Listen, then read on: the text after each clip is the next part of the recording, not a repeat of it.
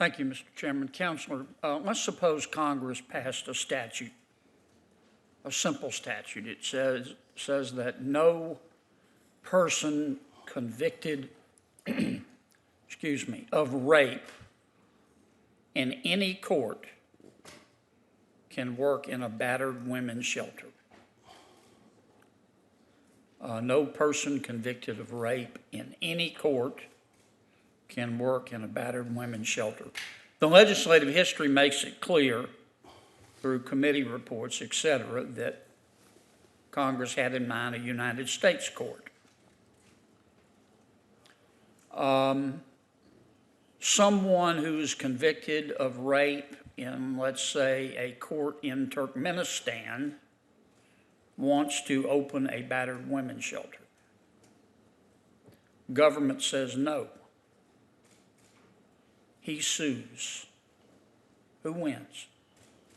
How do you analyze that? Well, Senator, I think you start with the text of the statute. The text says any court. And there are some contexts in which the Supreme Court has said that you should look to the legislative history, and I would be bound by those precedents. I'm not sure that there is. But who wins first? So I think, based on the facts that you've offered, it does seem like the legislature passed a statute that says any court, and a court in Turkmenistan is a court. And so unless the Congress had made clear. You think plaintiff wins? I think, sorry, I forget the alignment of the parties, but the party that said that he would be prohibited from opening the women's shelter because he had been previously convicted in a court of rape, that seems to be the position that would win out, because that is consistent with the text of the statute. All right. Thank you, Counselor. Let me ask you this. Let's suppose that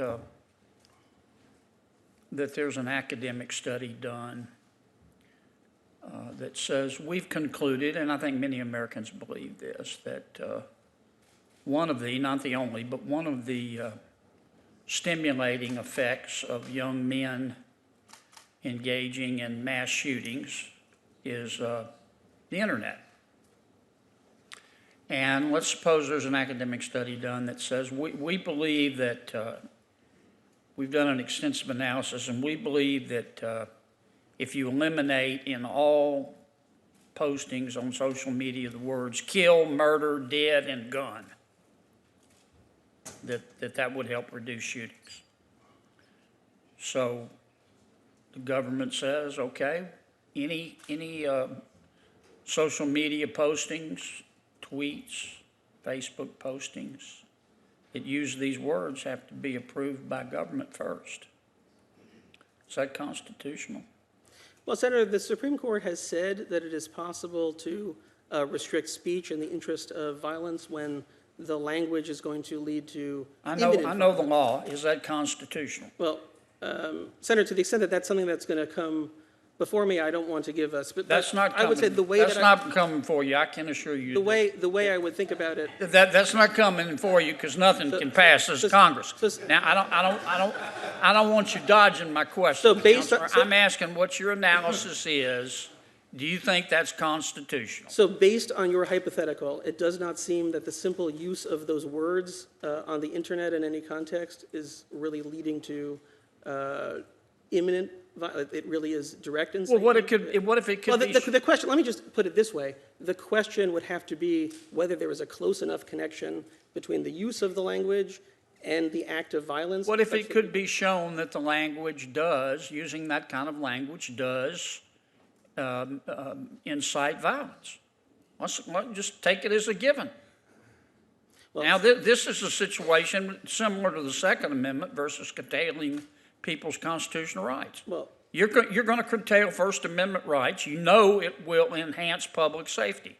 Tell me how you're going to analyze that. Well, so, Senator, if there is a statute that is restricting speech, it is subject to strict scrutiny, and the government would have to show that it has a compelling government interest and that this is the narrowest and only way to achieve that interest, and there isn't an alternative that would be available where you could achieve the interest without restricting speech. Do you analyze the Second Amendment the same way?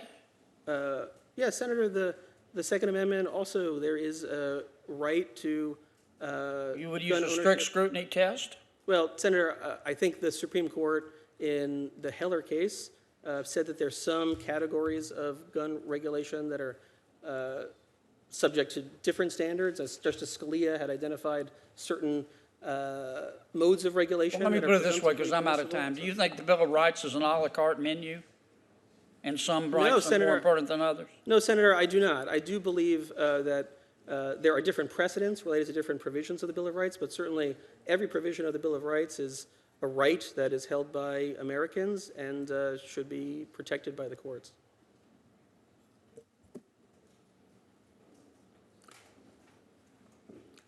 Counselor, you're really a smart guy, but I wish you'd be more forthcoming. This isn't supposed to be a game. We're supposed to try to understand not how you're going to rule, but how you're going to think. Well, Senator, I'm happy to be more forthcoming if you have a follow-up. I'm trying to be. I'm out of time. You took a lot of it by not answering my questions. Thank you.